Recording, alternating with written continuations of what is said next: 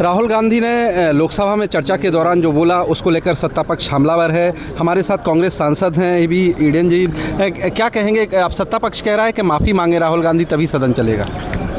Leader of opposition जो पद है बहुत ही महत्वपूर्ण है and the honourable leader of opposition Shri Rahul Gandhi raised very valid questions regarding the use of arms and ammunitions in the protest.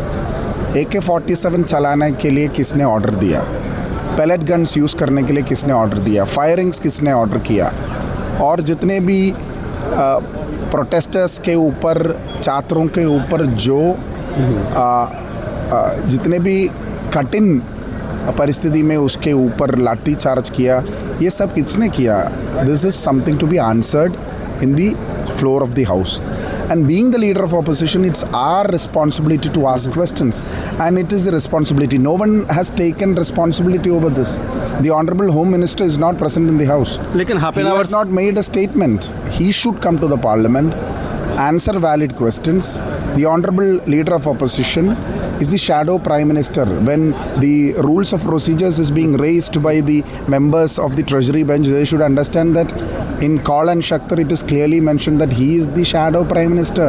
He has the opportunity to speak in the parliament. जैसे parliament affairs minister कह रहे थे कि भाई माफ़ी मांगेंगे तभी चलेगा, नहीं तो नहीं चलेगा, तो क्या लगता है चलेगा? विपक्ष के नेता राहुल गांधी जी किसी से माफ़ी मांगने वाला नहीं है। आपको कोई अनपार्लियामेंट्री शब्द इससे निकालना है, आपके मन में जो आपको जो पसंदी बात है वो कहना है, that is left up to the government. But whatever he has spoken is the mood of the nation. The protesters, the students, the young people of this country want answers, and their questions were asked by honorable leader of opposition, and he is not going to give any apology to anybody. बहुत धन्यवाद।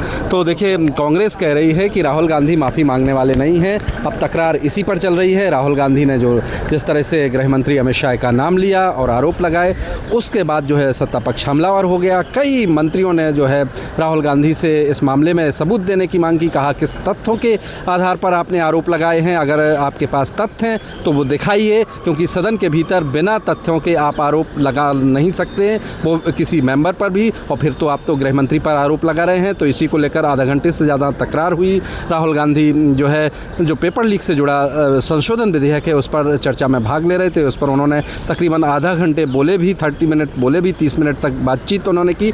इसके बाद जैसे ही उन्होंने गृह मंत्री का नाम लिया, हंगामा हुआ, उसके बाद लोकसभा की कार्रवाई एडजर्न कर दी गई। कांग्रेस पार्टी कह रही है कि इस मामले पे वो राहुल गांधी जो उनके नेता हैं वो माफ़ी नहीं मांगेंगे।